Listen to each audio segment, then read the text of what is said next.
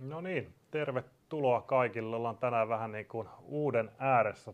Meistä ei vissiin kumpikaan aikaisemmin tämmöisessä LinkedIn-eventissä ollut Joo, mukana. ihan uusi kokemus. Joo. Tänään meillä on tosiaan teemana Snowflakein AI-ML-kyvykkyydet ja vertaillaan vähän niitä Databricksia. Ja tosiaan mukana täällä Markus Saari Säästöpankilta. Sulla on pitkäaikainen finanssialan kokemus ja vielä pidempiaikainen data-analytiikan konsulttikokemus tai yleensäkin data-analytiikan kokemus, niin tervetuloa. Joo, kiitos. Tosi mukava päästä mukaan. Tosiaan Markus Saari, säästöpankkiryhmän CTO ja ollut pankkiryhmässä reilu 5 vuotta tuolla meillä ja niistä CTOna 3 vuotta. Tosiaan niin kuin sanoit, niin parikymmentä vuotta sitä ennen tullut data- ja analytiikkahommia tehtyä Suomessa, sitä vähän ulkomailta ja finanssialalla ollut aikaisemmin vakuutusbisneksessä ja sitten tuolla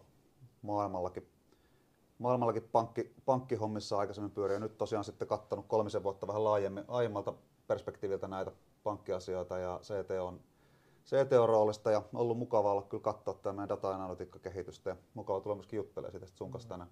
Tervetuloa. Kiitos. Mun nimi on Saku Seli ja mä oon yksi Kaiton perustajista toimitusjohtaja. Vähän niin kuin moderoin nyt tätä tilaisuutta tänään me puhutaan vähän siitä, että miten säästöpankki on nyt niin kuin lähtenyt tälle data-analytiikkamatkalle ja niin keskitytään nyt sitten nimenomaan ML-AI-puoleen meidän jälkeen sitten vikapuoltuntinen, niin meillä on sitten Kaiton Lasse Ruokolainen Pursiainen, meidän principal data scientisti, sitten kertomassa vähän lisää. Lasse on tehnyt nyt teidän kanssa jo pidemmän aikaa hommi nimenomaan Snowflakein ja sitten niin kuin AI:n ympärillä. Kyllä. Ja kuten tapana LinkedIn-eventeissä, niin kysymyksiä saa postata sinne linkkariin ja Lassen jälkeen sitten vielä pyritään vastaamaan niihin ja pyritään myös saada tästä niin kuin mahdollisimman keskusteleva setti ja huomioida, että siellä toisella puolella on varmaan paljon sellaisia niin kuin datapäättäjiä, jotka nyt sitten on varmaan päivittäin AI:n ja ML kanssa tekemisessä ja voi olla, että on erinäköisiä niin kuin teknologia-landscapeja, josta varmaan niin kuin isossa yrityksessä muun muassa paljon käytetään Databricksia ja toisaalta me nähdään, että myös Snowflake on niin kuin ottanut todella ison markkinaosuuden sitten data platform puolella ja tapahtuu jo paljon ML-AI-puolellakin, niin pyritään nyt sitten tuomaan semmoisia asioita tässä Framille, josta sitten kuulijatkin hyötyisi.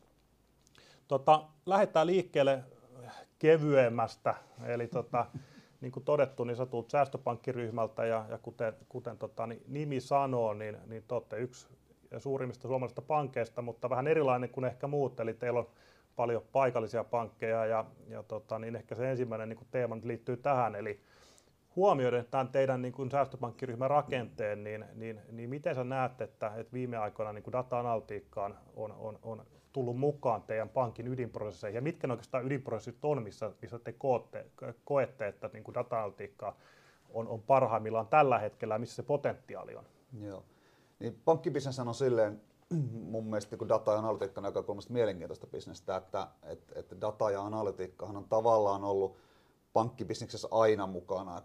Pankkibisneshän on loppujen lopuksi databisnestä, eli meillä on dataa ja me pystytään sen datan avulla tekemään esimerkiksi luottopäätöksiä ja toimimaan niin kuin pankin ydinbisneksissä. Meillähän on tämmöinen niin kuin perinteinen operatiivinen analytiikkahan pankeissa on ollut aika vahvaa ja sitähän tehdään paljon. Siis tietysti puhutaan niin kuin rahanpesun estämisestä ja maksuliikennemonitoroinnista, missä meillä on ollut tällaisia niin kuin perinteisempiä niin purpose build-ratkaisuja, jotka toimii siinä yhdessä liiketoimintaprosessissa. Ja siellähän on ihan niin kuin pitkälle vietyä koneoppimista meilläkin tietysti tuotannossa, niin kuin kaikilla muillakin suomalaisilla pankeilla. Ja sehän tietysti tulee ihan regulaatiosta ja sehän on tietysti sellaista niin kuin meidän pankin ydinliiketoiminnan turvaamista ja tietysti teidän asiakkaiden toiminnan turvaamista, mitä me halutaan tehdä. Sitten missä ehkä ollaan pankeissa taas sitten muihin toimialoihin nähden vähän takamatkalla ja mitä me takamatkaa mekin ollaan lähdetty kuromaan kiinni nyt tämän Snowflake-tarinan kanssa, niin on sitten tämä niin kuin ehkä enemmän niin kuin asiakkaaseen menevä asiakasanalytiikka ja sen hyödyntäminen meidän pankin prosesseissa. Ja totta kai, niin kuin sanoit, me ollaan ehkä vähän erilainen pankkitoimija kuin monet muut pankit, eli me ollaan tosiaan, meillä on niin kuin itsenäisiä pankkeja Suomessa, meillä on pankkiryhmä ja tietysti meidän pankin perusarvoissa on niin kuin asiakkaiden taloudellisen hyvinvoinnin lisääminen ja tämä on niin kuin se, mihin me halutaan myöskin asiakasanalytiikalla pyrkiä, eli me pystyttäisiin mallintamaan meidän asiakkaiden käyttäytymistä paremmin ja ymmärtämään heidän tarpeita paremmin ja sitä kautta myöskin ehkä tukemaan meidän asiakkaita sitten heidän taloudellisen hyvinvointinsa kasvattamisessa paremmin. Eli sinänsä mä näen niin tuon pankin data- ja analytiikkatarinan vähän niin kuin kahdenlaisena. Meillä on tietysti mielessä kova transaktionaalinen ydin, missä meillä pyörii nämä ydinprosessit, perusmaksuliikennetilit, kaikki tämä teidän niin kuin päivittäistoiminta. Ja sitten meillä on ehkä tämä meidän laajempi niin kuin bisneksen kehittäminen ja sen tuominen enemmän niin kuin analytiikkaohjatuksi. Jos en ihan väärin muista, niin me taidettiin aloittaa yhdessä Säästöpankki ja Kaito Snowflake-matka varmaan 3-4 vuotta sitten. Kyllä se varmaan 4 vuotta rupeaa olemaan. Ja sehän lähti liikkeelle silloin muistaakseni niin kuin asiakasdatasta ja toisaalta asiakasanalytiikasta. Miten sä näet, että mikä on ollut syy, että on lähdetty liikkeelle nimenomaan asiakasdatasta? Johtuuko se siitä, että jos katsoo niin kuin viranomaisraportointivaateita tai sitten niin kuin tätä vaikka luottoluokituspuolta tai muuta tämmöistä, niin siellä on ollut hyvin niin kuin stabiilit ja niin kuin pitkään markkinoilla työkalut, ja niiden korvaaminen on ollut sitten haastavampaa, ja sitten toisaalta on neitseellistä tämä niin asiakasanalytiikka, vai mitkä ne niin kuin perustekijät silloin alussa oli? Niin kyllä se varmaan on niin kuin toi jälkimmäinen, minkä mainitsit, eli just niin kuin tämä ehkä niin viranomaisraportointipuoli tietysti, mitä me on aina tehty, ja niin kuin tämä, mitä mainitsin, maksuliikennemonitorointi ja vastaavat, niin se on aika sellaista niin kuin hyvin kuitenkin etabloitunutta maailmaa meille. Nyt sitten taas tämä laajempi niin kuin asiakasdatan kerääminen, ihan pelkästään se, että me saataisiin tämä kuuluisa niin kuin 360 näkymä meidän asiakkuuksiin, niin eihän meillä semmoista aikaisemmin ole ollut, ja se on ollut niin kuin hyvin haastavaa. Et meidän asiakasdata on ollut siiloutunutta, se on eri perusjärjestelmissä, sitä on sieltä sitten haalittu niin kuin perinteisin menetelmin kasaa. Kyllä me haluttiin lähteä rakentamaan taas niin kuin platform-ajatusta, että meillä on selkeästi platformi, mikä keskittyy sitten sen, sen asiakkaan ympärille, koska siinähän me halutaan, että meidän business loppujen lopuksi keskittyy sen meidän asiakkaan ympärille. Ja haluttiin lähteä keskittämään, hakea sellaista ratkaisua, missä me pystytään keskittämään se asiakasdata ensimmäisenä, mallintaa se, ymmärtää se ja sitten sen jälkeen rakentaa siihen sit näitä päälle näitä edistyneempiä kyvykkyyksiä, esimerkiksi sitten koneoppimisen ja AI avulla. Taisi todetakin tuossa ainakin ennen kuin aloitettiin eventti, niin juteltiin jo näistä teemoista vähän, että pankkimaailmassa toki on tehty niin kuin hyvin pitkälle jalostunutta analytiikkaa jo pitkään, mutta sitten tietenkin tämä AIML-teema ihan termeinä niin on nyt sitten noussut niin kuin viime aikoina ja puhuttiin siitä, että se niin kuin tällä hetkellä teillä muun muassa kohdentuu sinne asiakasanalytiikkaan, niin mitkä sun mielestä nyt niin kuin tämän päivän niin kuin maailmassa, kun puhutaan AIML:stä, niin mitkä on niitä niin kuin teidän kannalta niin kuin low hanging fruitseja sitten? No niitähän on paljon. Eli tietysti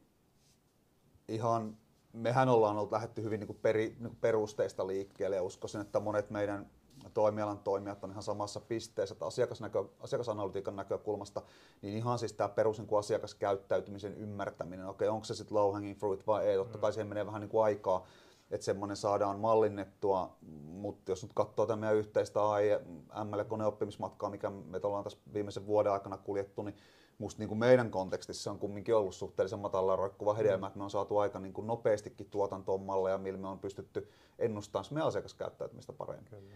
Sitten tietysti, jos ajatellaan AI-skeneen niin kuin laajemmin, niin tietysti nykyiset LLM ja isot kielimallit ja GPT-tyyppiset toiminnallisuudet tarjoavat mahdollisuuksia. Meillähän on valtava määrä ohjeistusta, dokumentaatiota, regulaatiota, vastaavaa, joka meidän toimintaa ohjaa.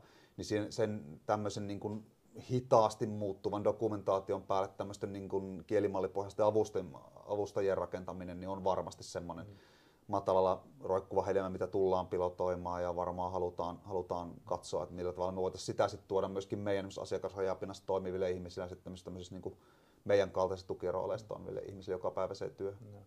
Kuulostaa siltä, että mahdollisuuksia on paljon, mikä varmaan luo oman haasteensa, että miten valikoida ja priorisoida ja keskittyä, niin miten se näkyy teidän organisaatiossa. Niin mä oletan, että teilläkin johto varmaan puhuu näistä teemoista ehkä kumminkin siten, että se konkreettinen perspektiivi ei ehkä samalla tasolla, mitä sulla on, kun sä oot ollut pitkään tekemässä data-analytiikkaa, niin mitä se sisäinen kommunikaatio johdon kanssa sitten tarkoittaa?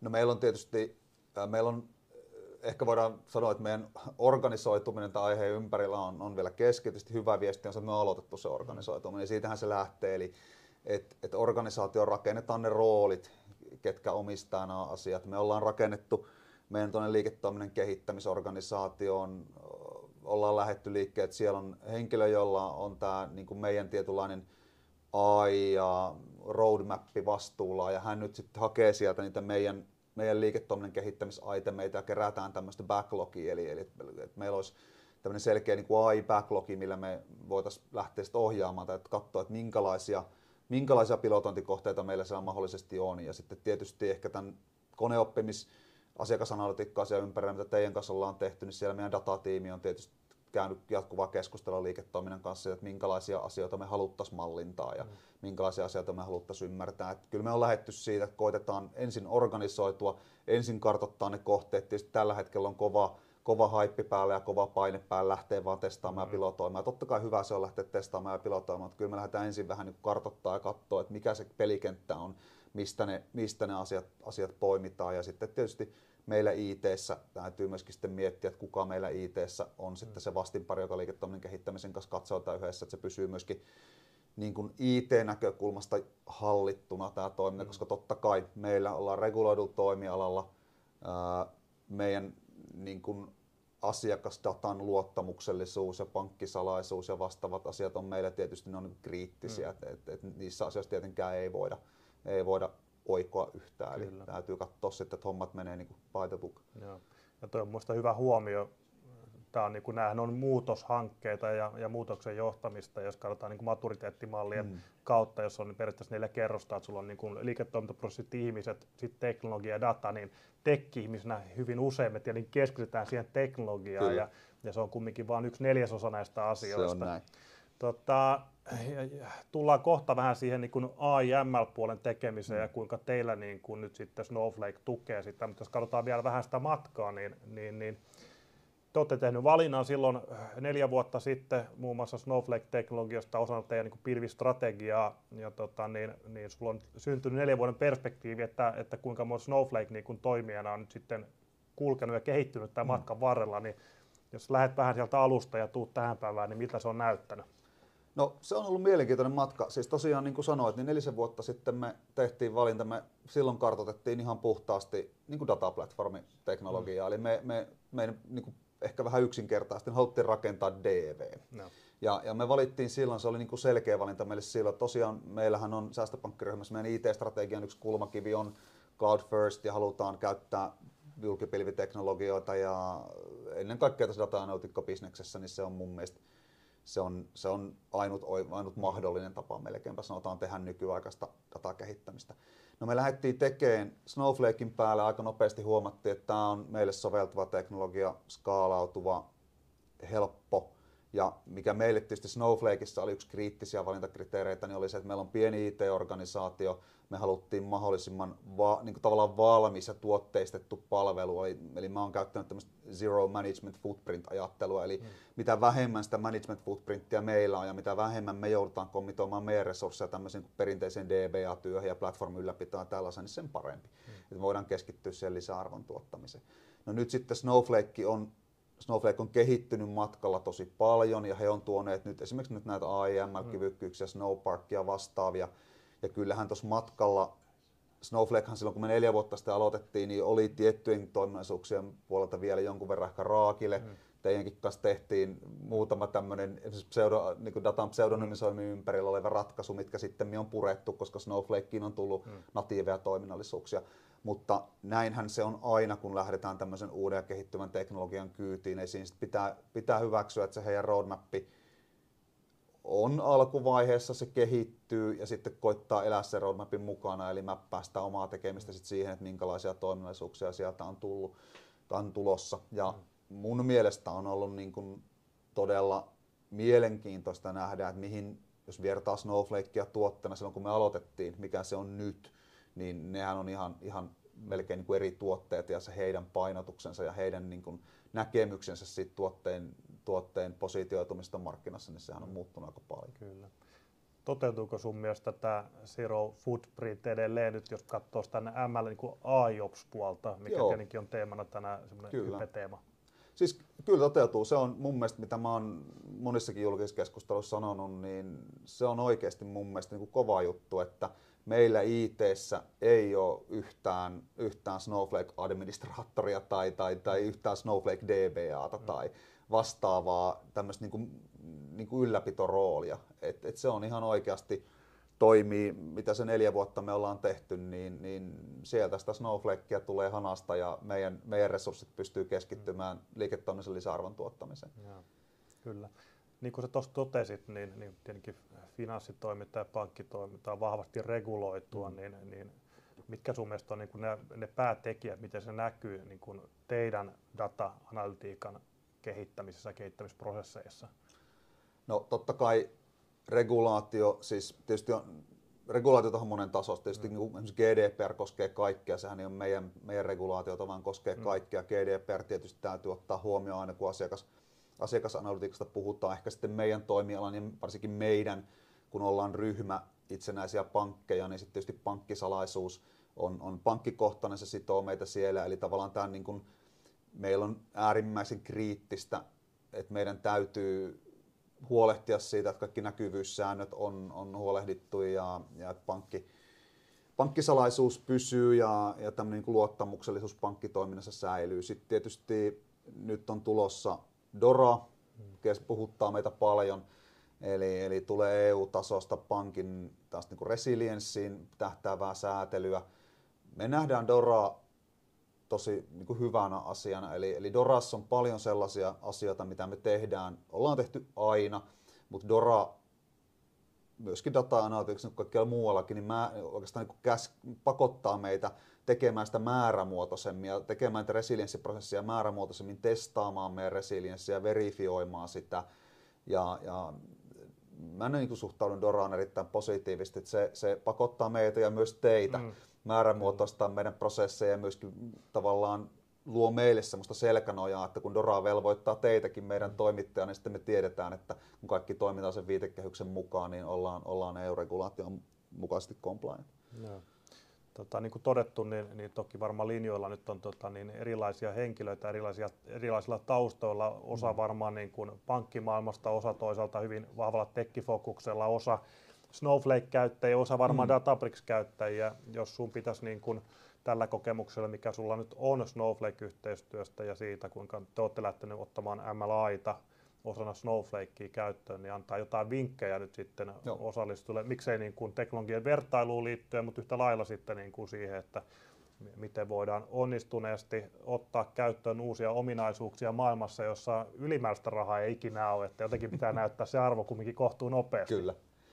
No ehkä se ensimmäinen vinkki, mitä mä oon muutamassa Snowflakenkin tapahtumassa ja monissa muissakin tapahtumassa, missä on ollut puhumassa, niin on tietysti se, että kannattaa lähteä liikkeelle. Eli se aika tavallaan, kun paljon kuulee tietysti niin kuin ehkä kollegoilta ja muista yrityksistä, että vähän niin kuin mietitään, että onko se teknologia matuuria ja onko se valmista ja onko nämä menetelmät olemassa, niin se vastaus on, että on.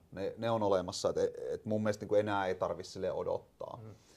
Sitten tietysti mitä mä oon paljon puhunut ja mikä mun mielestä on tärkeää, niin ymmärtää, että ei ole ehkä yhtä sellaista tekkistäkkiä. Meillä on niin kuin referenssiarkkitehtuuria ja referenssiarkkitehtuurit on hyviä, mutta ei ole ehkä yhtä semmoista tekkistäkkiä, mikä vastaa niin kuin kaikkien asiakasorganisaatioiden tarpeisiin.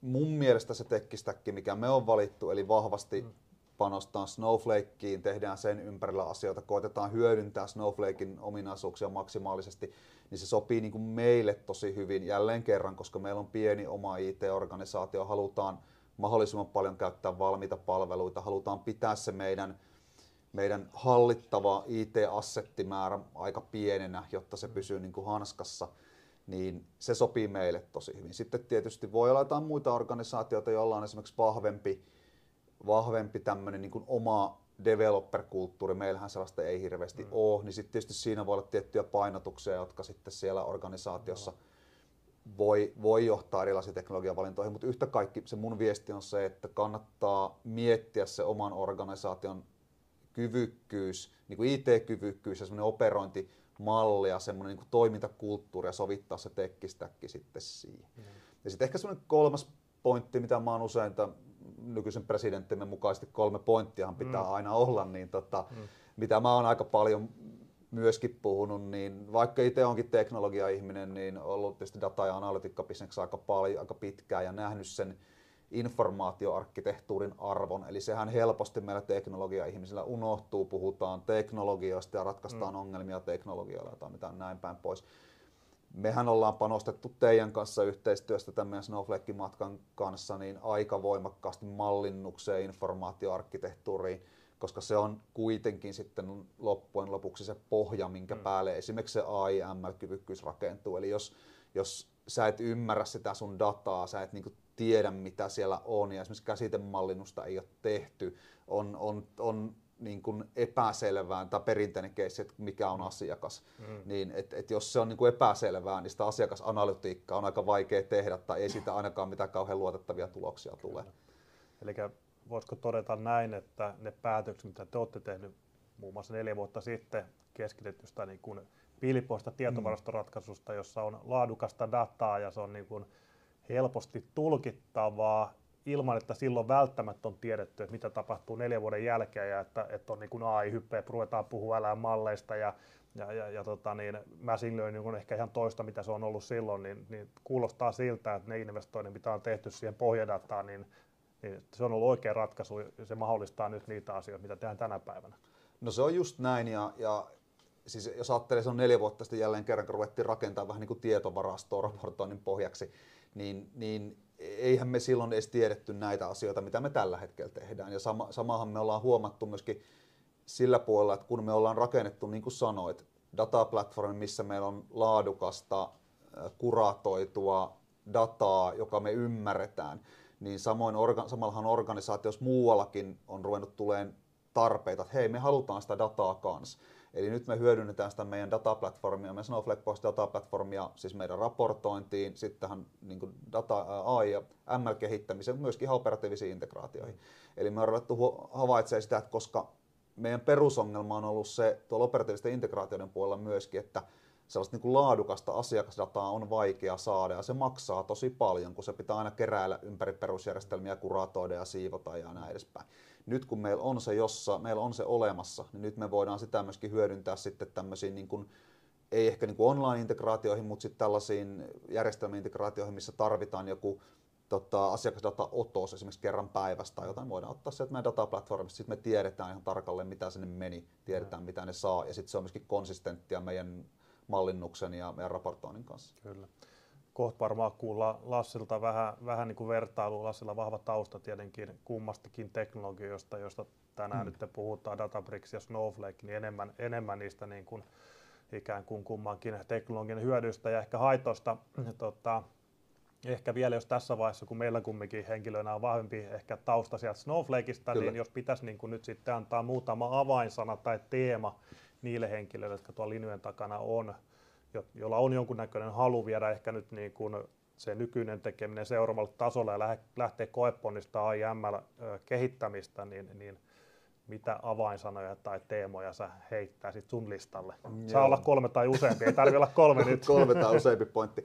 No mun mielestä, jos katsotaan niin kuin teknologialähtöisesti, niin se kannattaa googlettaa Snowparkia ja katsoa, mitä se Snowpark tarjoaa. Siis se on mun mielestä ollut hieno tarina, että Snowflake on lähtenyt tosiaan integroimaan tätä AI/ML-kyvykkyyttä niin kuin aidosti sen platformin sisälle. Et ei ole niin kuin erillistä, että meillä on tästä AI/ML-tuote, vaan se on niin kuin yksi platformi, minkä sisällä on kaikki nämä kyvykkyydet. Se on mun mielestä ollut se avainsana, mitä me ollaan lähdetty hakemaan. Ja ehkä sitten toinen on tietysti, ja Lasse varmaan puhuu siitä sitten enemmän, niin on ne mallinnus koodauskyvykkyydet ja mitä sieltä sitten löytyy. Snowparkkihan tukee tällä hetkellä laajaakin määrää Pythonia tietysti, mutta montaa muuta myöskin teknologiaa ja kieltä, millä siellä pystyy toimimaan. Eli se on jatkuvasti kehittyvä, ehkä jopa tämmöinen kuin ekosysteemi, minkä sisään tulee jatkuvasti tulee uusia rajapintoja ja tulee uutta hyödynnettävyyttä. Eli ehkä se on se kulma, millä mun mielestä kannattaa lähteä sitten etenemään. Hyvä. Kiitos tästä alustuksesta. Päästään Lasse lavalle näyttämään ehkä vähemmän vielä konkretiaa ja tullaan me sitten niin vielä loppuun. Katsotaan, että kuinka paljon on syntynyt hyviä kysymyksiä, ja jos niitä et ole vielä sinne postannut, niin käykää postaamassa. Niin nyt on ainutlaatuinen mahdollisuus oikeasti saada vastauksia. Toki saat muun muassa ensi viikon, oliko se keskiviikkona, kun on Snowflakein Data for Breakfast pikkuparlamentissa niin lavalla, eli varmaan sielläkin sitten sen jälkeen, jos joku on tulossa paikan päälle, niin pääsee repimään hihasta, että niin jos jää jotain askarruttamaan. Mutta Lasse, tervetuloa linjoille niin sanotusti.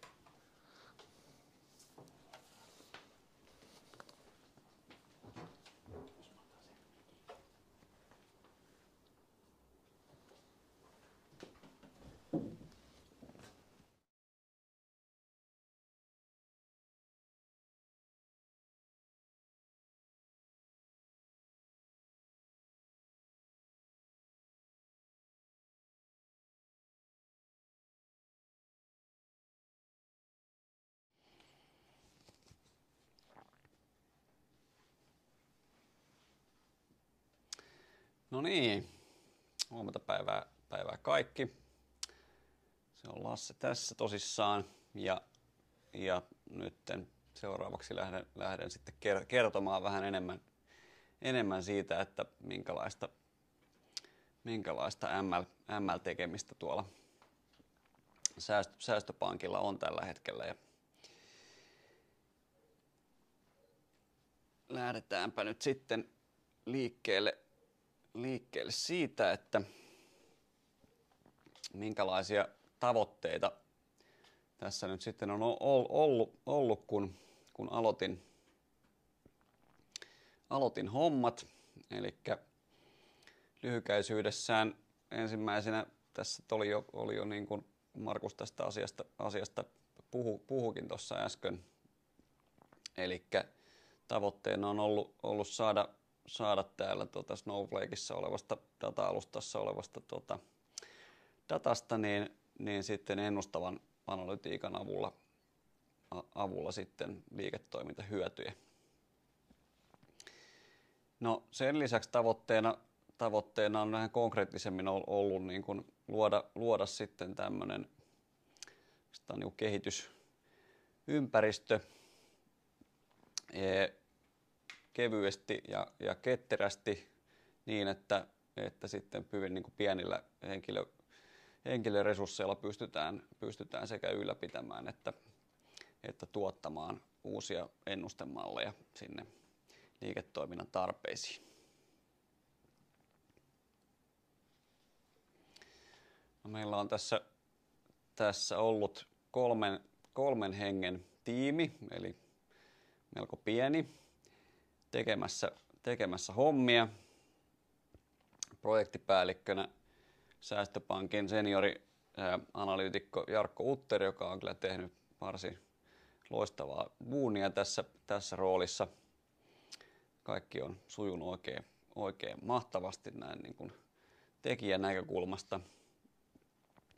Sitten kollega seniori data-insinööri Matti Viitala Kaitolta myöskin tehnyt oikein hyvää työtä datan parissa. Ja sitten meikäläinen on hoitanut sitten tämän datatiedepuolen ja ratkaisun tämmöisen suunnitteluhomman. Ja ei voi niin kuin oikeastaan liikaa korostaa sitä, että miten iso merkitys toimivalla tiimityöskentelyllä tämmöisessä tekemisessä on. Että ihan niin kuin,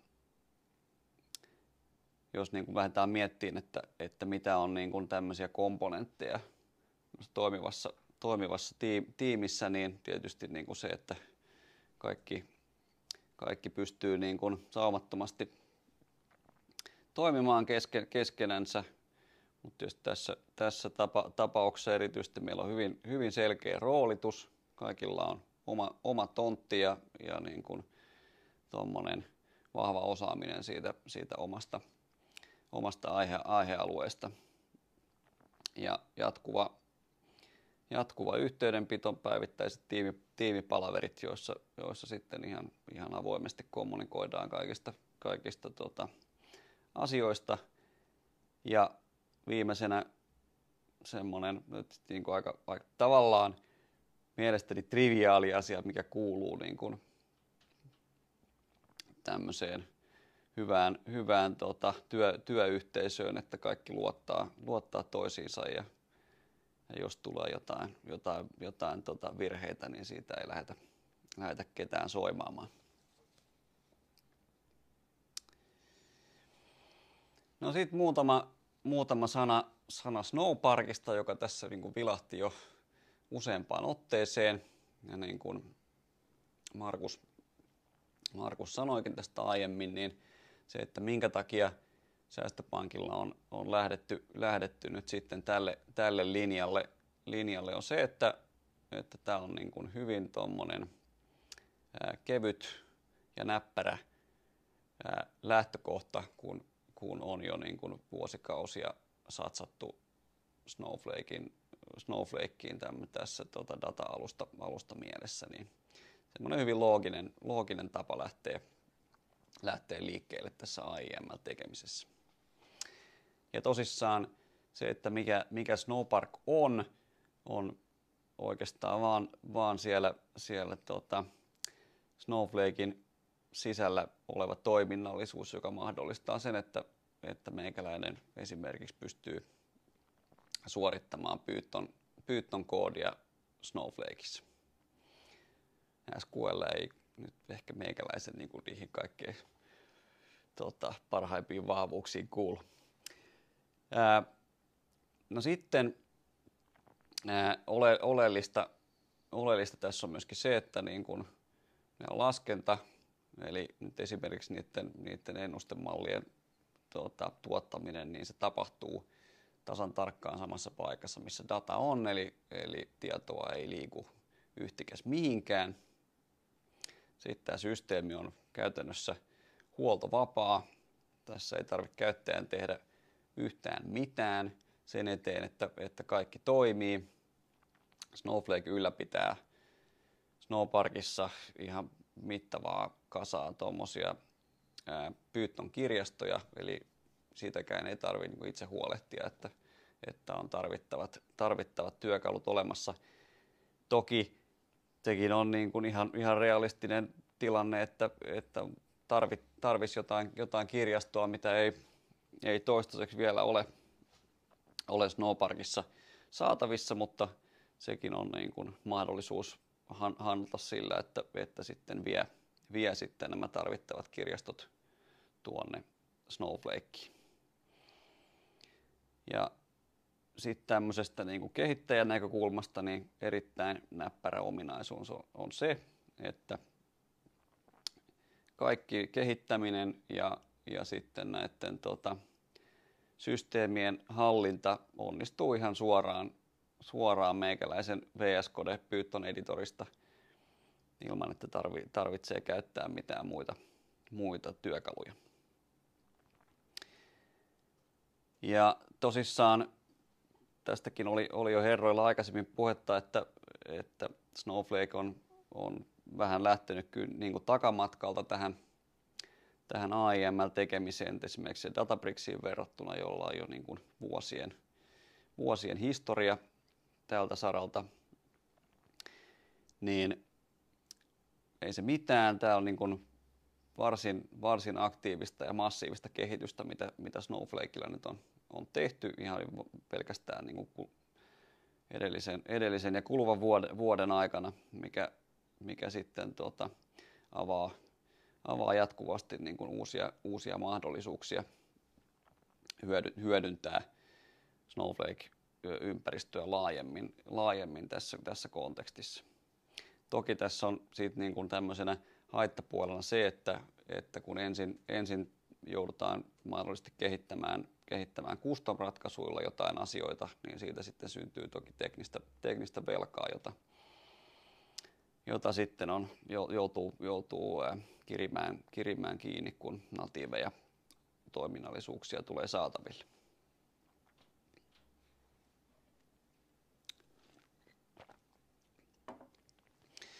No sitten muutama sana MLOpsista, joka joka tässä nyt on tämmöisenä kantavana teemana niille katsojille, joille termi ei ole ehkä niin tuttu, niin pääpiirteissään pointti on se, että tuodaan tämmöinen ML-tekeminen vähän niin kuin ammattimaisempaan kontekstiin samoilla niin kuin periaatteilla, mitä tuommoista ohjelmistokehitystä on tehty jo pitkän aikaa. Eli lyhykäisyydessään idea on se, että automatisoidaan näiden ennustemallien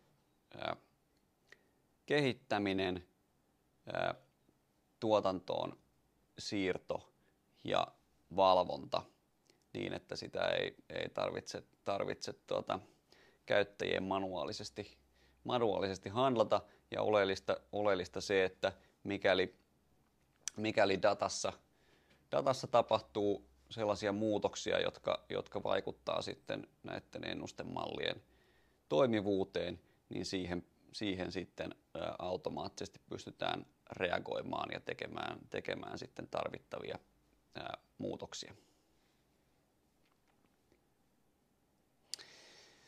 No niin, mennäänpä sitten tähän itse asiaan, eli minkälainen ratkaisu tähän MLOps-tekemiseen säästöpankille on nyt kehitetty. Ja tämä otsikko tiivistää kyllä varsin kivasti sen, mistä on kyse, eli yksinkertainen, mutta tehokas arkkitehtuuri.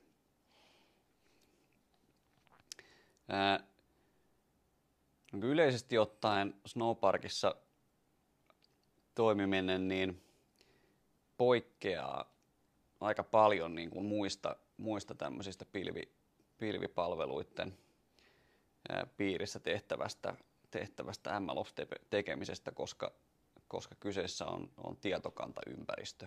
Ja silloin, jos pyritään käyttämään palveluntarjoajan natiiveja työkaluja, niin puhutaan silloin niin kuin tietokantaympäristössä olevista komponenteista, joita on sitten niin kuin esimerkiksi tämmöiset proseduurit, jotka suorittaa sitten esimerkiksi SQL-kyselyitä. No, joka tapauksessa, mitä me tällä saavutetaan, on ainakin omasta mielestä hyvin niin kuin yksinkertainen, helposti skaalautuva ja erityisesti kustannustehokas arkkitehtuuri, koska tässä niin kuin ei tarvita mitään muita teknologioita, kaikki löytyy Snowflakeista ja kustannukset koostuu käytännössä pelkästään laskentaan käytetystä ajasta.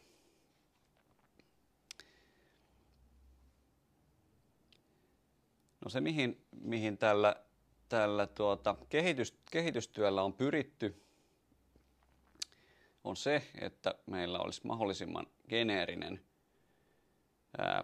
ja pitkälle uudelleen käytettävä koodityökalupakki, jonka avulla sitten uusien koneoppimiskäyttötapausten tuotannollistaminen onnistuu erittäin nopeasti ja ketterästi. Ja tämä ratkaisu ei niin kuin poikkea varsinaisesti mitenkään mistä tahansa muusta toimivasta AIML-tekemisestä. Eli meillä on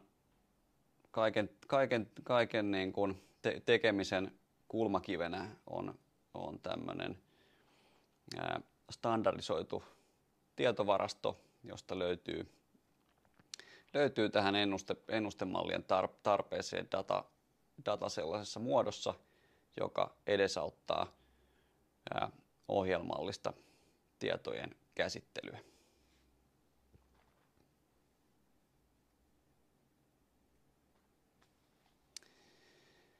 No niin, poraudutaanpa sitten vähän tarkemmin siihen, että mitä täällä MLOps-putken sisällä tapahtuu.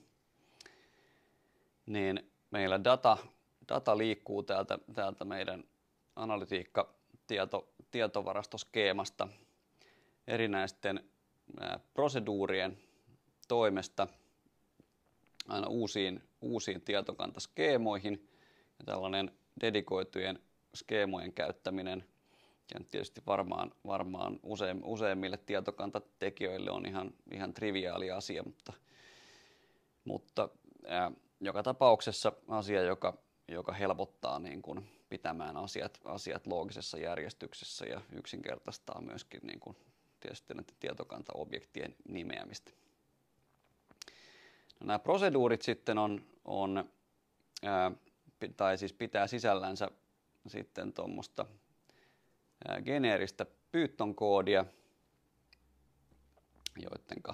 jotka sitten tekee eri operaatioita datalle eri vaiheissa. Eli lähtien siitä, että tuosta niin sanotusta raakadatasta lähdetään ensin muodostamaan näitä muuttujia tuohon koneoppimiskäyttöön. Sen jälkeen näitä yhdistellään aikasidonnaisesti niin, että saadaan tähän mallinnukseen ja sitten tuotantoon tarvittavat datasetit aikaiseksi.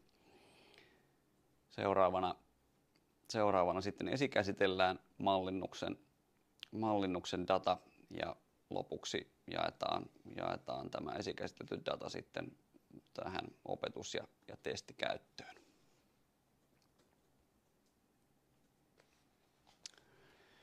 No sitten kun datat on valmiita mallinnukseen,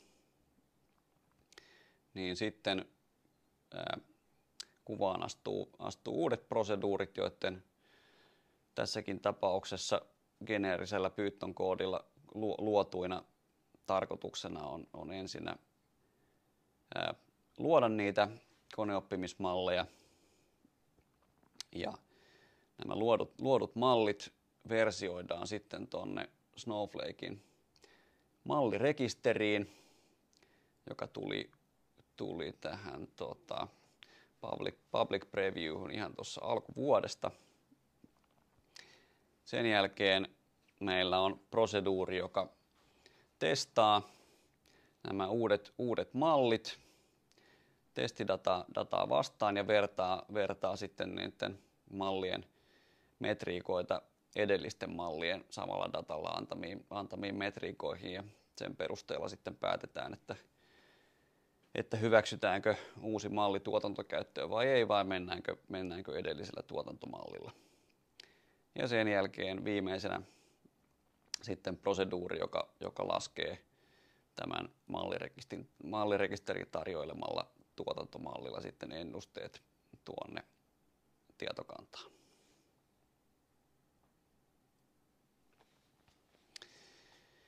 Jes. No, tässä nyt ei sit oikeastaan vielä mitään kauhean spesiaalia, ihan perus ML-tekemistä.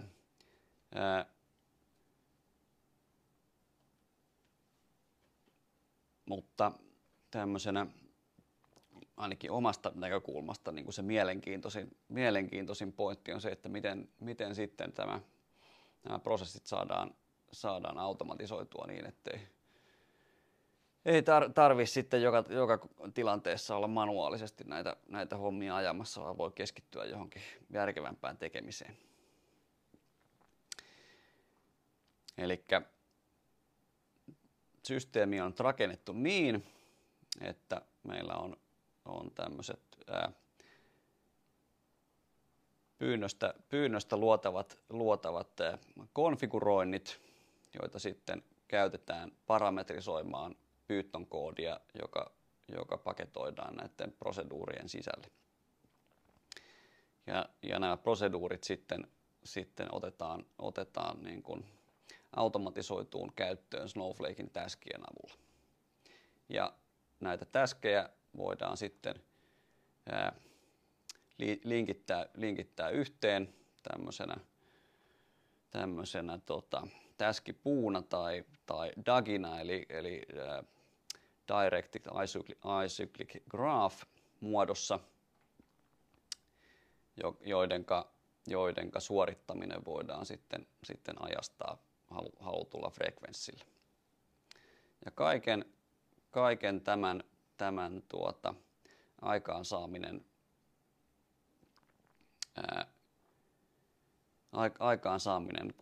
kuten aikaisemmin mainitsin, niin tapahtuu Python koodilla. Ja käytännössä niin kun saadaan tämä homma hoitumaan niin kun napin painalluksella.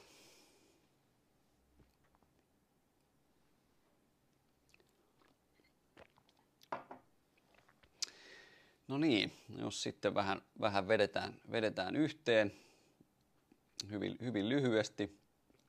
Eli mitä lähdettiin hakemaan ja mitä saatiin lopputulokseksi. Eli tavoitteena oli saada ketterä tämmöinen kehitysframeworkki, jolla pienikin tiimi pystyy tuottamaan ja erityisesti niin ylläpitämään ennustemalleja tuotannossa. Ja se mitä on nyt saatu on se, että meillä on 100% parametrisoitu työkalupakki, jonka avulla pystytään viemään tuotantoon ihan muutamassa päivässä uusia tämmöisiä ennustemalliratkaisuja. Ja huomionarvosta on se, että tästä tuotantoon viennistä käytännössä 100% on datatyötä ja määrittelyä. Eli uutta koodia ei tarvitse kirjoittaa riviäkään.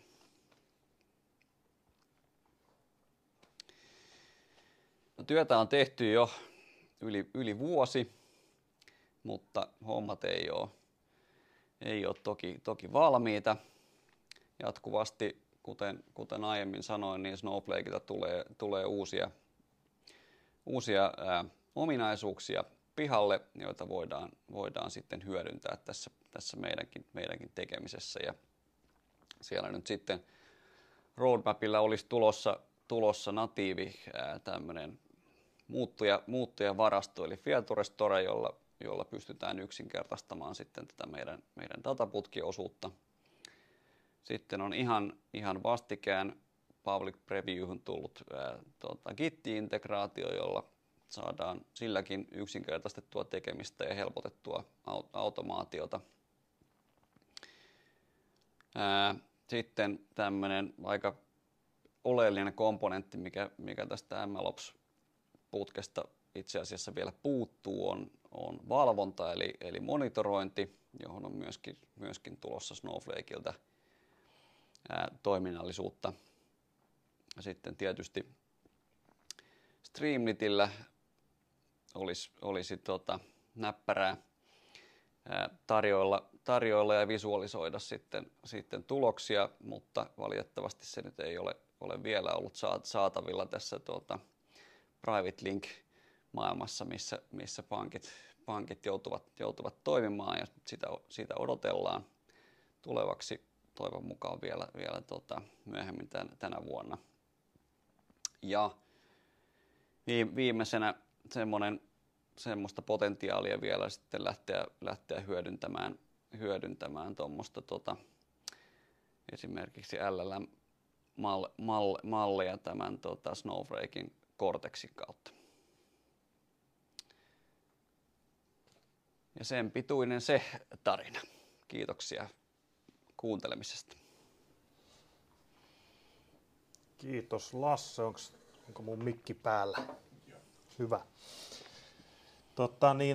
Mä olin vähän toivonut, että oltaisiin tullut jotain kunnon kierrepalloja kysymysten muodossa, mutta hiljasta on ollut. Eikä mä joudun heittämään sulle kierrepalloja, mutta lähdetään ehkä nyt niin kuin vähän helpommasta liikkeelle. Eli vähän niin kuin samaa kysymystä kuin tuossa Markuksellekin heitti, että jos nyt niin kuin tällä kokemuksella pitäisi antaa jotain vinkkejä AI/ML-matkalle, niin tuleeko sulla mieleen jotain teemoja, jotka nyt niin kuin olisi sun vinkkilistalla? Joo, no sen voin sanoa, että liikkeelle pääseminen tämmöisissä uusissa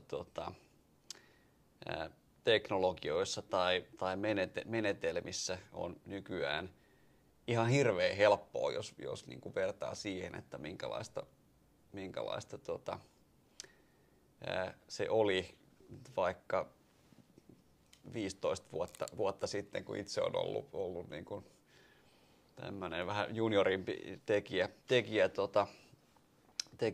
alalla. Ja Snowparkin kanssa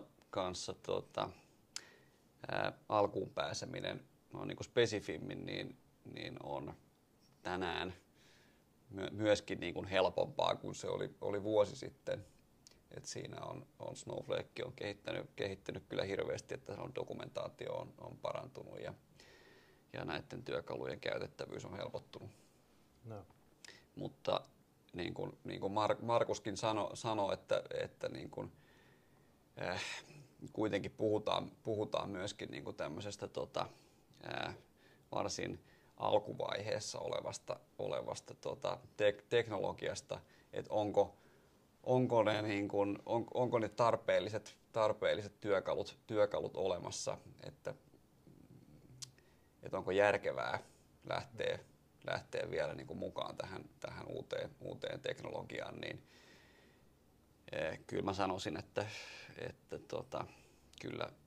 kyllä rupeaa olemaan, että ei ole niin kuin sen puolesta mun mielestä on mitään syytä passailla. No. Siellä näköjään aikaisemmin Matti kyseli Dorasta ja näköjään siellä niin Ville jo vastailikin linkin kerran. Ehkä tässä voisi ottaa vähän tämmöistä analogiaa niin tähän teemaan. Eli niin kuin vähän tuolla formuloissa kehitetään paljon autoteknologiaa, jotka tulee sitten niin kuin kuluttajille, niin varmaan tässä samalla lailla niin kuin kannustetaan kyllä sitten erinäköisiä toimialoja keskustelemaan muiden toimialojen kanssa. Et veikkaanpa, että muun muassa Doran kautta tulee erinäköisiä niin kuin valmiita ratkaisuja finanssilaitoksille, muun muassa datamonitoroinnin suhteen, governancen suhteen, jotka sitten voisi olla hyvin kopioitavissa muillekin toimialoille. Eli tämmöinen eri tapahtumiin osallistuminen ja siellä niin kuin keskustelu kyllä varmaan niin tuo paljon hyvää ja lisää tietoa. Kierrepallo ei ellekään mielessä, mutta kun aiheena nyt oli kumminkin, että Snowflake tulossa nyt vahvasti sit niin kun, Databricksin tontille ML-AI-puolelle, kun me kumminkin yhtiönä on tehty tässä vuosien aikana niin kun erinäköisiä hankkeita. Itsekin on ollut useammassa ohjeryhmässä, missä on käytetty Databricksia, ja tietenkin kai tuolla suuri osa asiakkaista käyttää Snowflakea, eli nekin on tuttuja, niin jos vielä vähän kiteyttäisit niin kuin pervorehellisesti näitä kahta ratkaisua, niin miten sä vertailisit niin kuin tämän hetken tilannetta ja toisaalta niin kuin, minkälaisia suosituksia näiden pohjalta syntyisi? Joo, tämä tulee aika semmoinen aika laaja kysymys, mutta yritetään nyt sitten kuitenkin vastata, että kyllä mä niin kuin myönnän ihan rehellisesti sanottuna, että silloin kun mä aloitin tämän Snowparkin kanssa työskentelemisen, niin kyllä tuli päätä hakattua tiiliseinään aika paljon ja niin kuin Databricksiakin saattoi olla vähän ikävä jossain kohtaa, mutta mieli on kyllä muuttunut tässä matkan varrella niin kuin hyvin selkeästi. Et toki niin kuin, siis Databricks on todella niin kuin valmis tuote. Itse aloitin Databricksin kanssa työskentely jo niin kuin 6 vuotta sitten, muistaakseni. Ja se oli silloin jo niin kuin, toki niin kuin aika uusi, mutta niin kuin hyvin pitkälle jo niin kuin tuotteistettu härveli. Ja sieltä niin kuin löytyy niin kuin kaikki mahdollinen suurin piirtein, mitä nyt ainakin tässä AIM-tekemisessä tarvitsee. Hyvin niin kuin low code mielessä ja toki niin kuin Sparkin ML-työkalut on niin kuin todella hyviä ja tehokkaita, että siinä niin kuin mä en ole ihan niin kuin 100% tyytyväinen tuohon Snowflaken omaan ML-toteutuspuoleen. Et siellä on niin kuin selkeästi vielä vähän tekemistä sen asian kanssa, että niin kuin toiminta olisi niin kuin, tai niin kuin riittävän hyvää mun mielestä tuommoiseen laajamittaiseen tuotantokäyttöön. Mutta sitten tämmöinen käytön, ainakin niin kuin omasta näkökulmasta, kun tykkää lähinnä tuijottaa niin kuin, komentoriviä ja koodia, eikä niin kuin varsinaisesti hirveästi välitä siitä silmäkarkista ja niin kuin tämmöisestä graafisesta käyttöliittymästä, mitä Databricks tarjoaa, niin käyttö on todella helppoa ja yksinkertaista. Me ei tarvitse miettiä niin kuin tämmöisiä ylläpitoasioita, niin kuin tuolla Databricksissa kuitenkin niin kuin näiden Spark-klustereiden konfigurointi on niin kuin oma ongelmansa, että onko näissä niin kuin runtimeit sopivaa versioa ja onko mulla nyt kaikki tarvittavat kirjastot tänne asennettuna, niin semmoiset ei tarvitse niin kuin huolehtia ollenkaan. Ainoa asia, mihin voi vaikuttaa, on Snowflake, tämän warehousein koko, ja sitäkin voi muuttaa lennosta. Eikä tarvitse miettiä, että onko tämä nyt niin kuin, jääkö se nyt päälle tuottaa ihan hillitöntä laskua. Ei tarvitse miettiä mitään tämmöisiä. Eli toki tässä ehkä tänä päivänä kai osittain on puolueellinen, kun ollaan vahvasti Snowflaken matkassa mukana, mutta jos yrittäisi vielä rehellisesti niin kuin kiteyttää, niin silloin kun yhtiö käyttää jo Snowflakea ja se data on Snowflakeissa, niin on varmaan luonnollista sitten niin kuin ottaa ne MLI-kyvykkyydet siihen kylkeen ja voisin väittää, että niin kuin TCO-mielessä tämä kokonaisuus on silloin niin kuin voittava ratkaisu.